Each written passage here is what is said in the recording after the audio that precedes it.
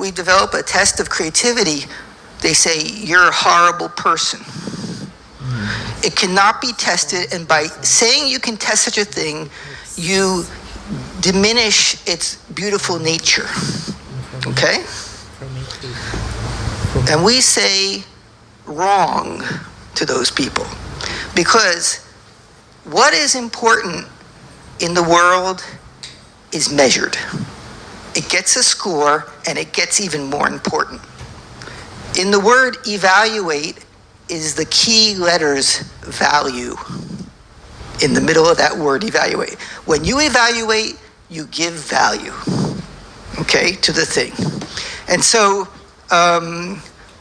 by designing a test that allows us to measure creative potential, we render it tangible. Teachers, they see what we're talking about. Children, they see what we're talking about. When you have a child who produces a drawing, and a child say, what do you think? You think it's very original? They go, yeah, I think I did is great. Okay, everybody in the class, put out your drawings on the floor. Let's look around at all the drawings. The kid comes back and he goes, what I did is totally normal and banal, okay? What have they learned? They learned what we're talking about, because the word original, it's a little bit vague. And they also just gained benchmarks. And suddenly now, if you give them the task again, they understand a little what we're talking about. And they understand what's going to be out there from other people. And so if I want to be creative, I need some knowledge of what people do, okay? And so it's a very meaningful thing for them to get to compare what they did to other people in the class, for example. So what do? We,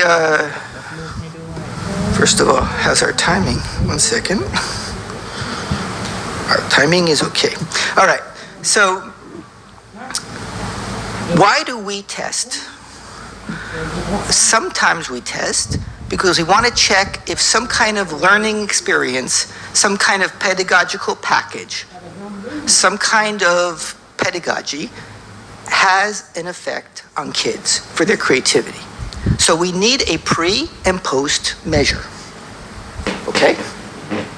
Otherwise, it's like I roll out my pedagogy, I try to boost their creativity. It looks to me like they're more creative, so I'm happy about it. You know, what is that? Is there any proof? Okay? So here we have a tool that allows us to do pre and post. And we have versions of this test, Form A, Form B, etc., which are parallel versions, etc., etc. Okay.